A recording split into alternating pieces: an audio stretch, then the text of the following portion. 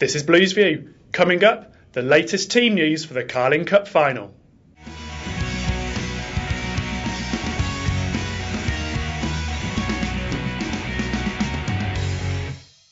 Hello and welcome to Blues View. I'm Paul Bradley and I'm joined today not only by Colin Tatton, but as you can see by the Carling Cup. We've got it in the studio.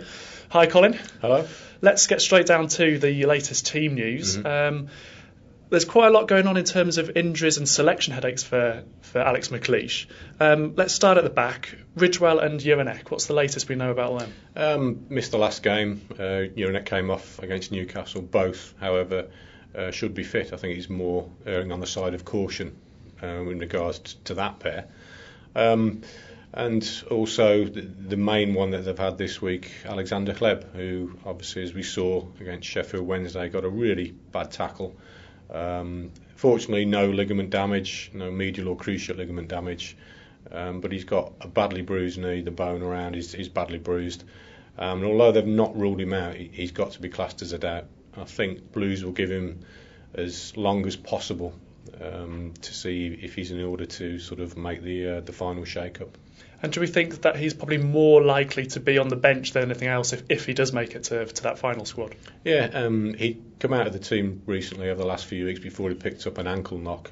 And although he played against Arsenal at the Emirates, I think Alex McLeish is more looking at him as an impact player to sort of come and do a little bit of magic if he needs to off the bench. So it will be a bonus if he is fit and able to sort of take a slot amongst the substitutes. Now, one that a lot of people have maybe missed last week or so is the fact that Mike Taylor's going to be on the bench for this game. And that may prove to be a problem if the worst happens at Wembley for Blues. Yeah, it's a very interesting point, that. He had a shoulder injury earlier in the season, recovered from it, but then tore his cruciate ligament in his knee at Millwall in the FA Cup. It was only a minor tear, as such as they can be. And Blues have managed the injury, so he's been able to not hobble about, but he's been able to participate in training only fairly recently.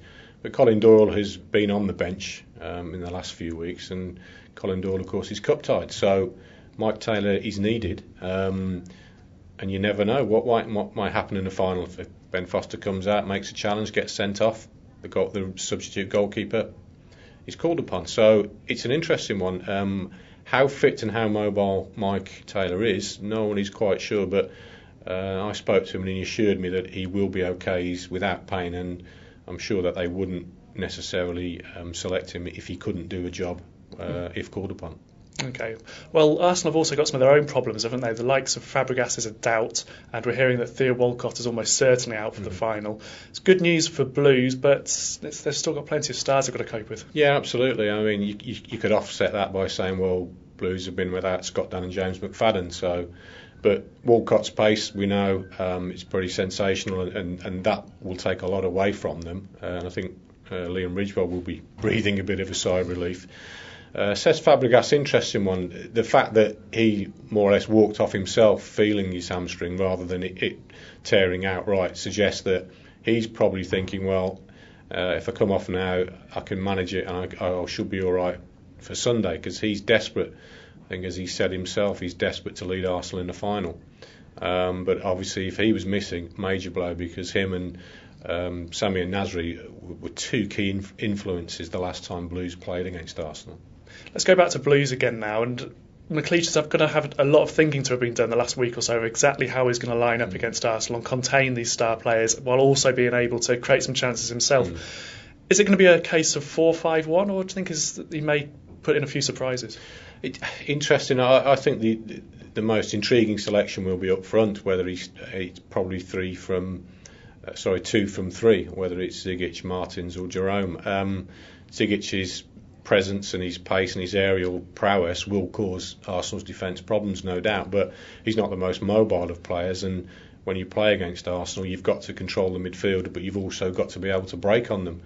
I just have a feeling it might be sort of 4-5-1 sort of going into a 4-4-1-1 with somebody from midfield, whether that's Martins supporting the front and breaking. I think Alex McLeish will want to keep it very tight in midfield. You can't allow Arsenal to get away from you in that department, and then hopefully they will have players of their own who can exploit and take advantage. And I think not only in open play, but set pieces from free kicks and corners are going to be very key in this game for Blues, because I think they sense that Arsenal aren't the best in dealing with balls into the box. And if Zigic does start, if he's involved, when you've got a 6'8" guy plus other players like Roger Johnson who can attack the ball well, that will cause them nightmares.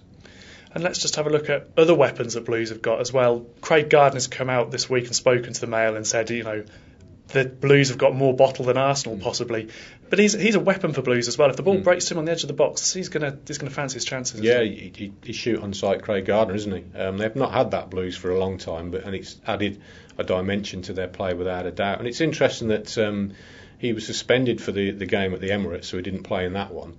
And in the game at St Andrews, when Arsenal got the goal and then Blues should have had a penalty, then they ran away with it second half, Jean Beausejour started. So the teams that have played against Arsenal previously are not necessarily representative of the one that's going to be there at Wembley. And Gardner, I think, will have a big role to play for Blues in terms of joining the front and unleashing those shots with either foot. OK, Tats, well, thanks for that today. We'll be both at Wembley on Sunday. And you can join us on the live blog from 3:30 on www.birminghammail.net. For now, that's all from us for today. We'll see you again next week for more Blues View.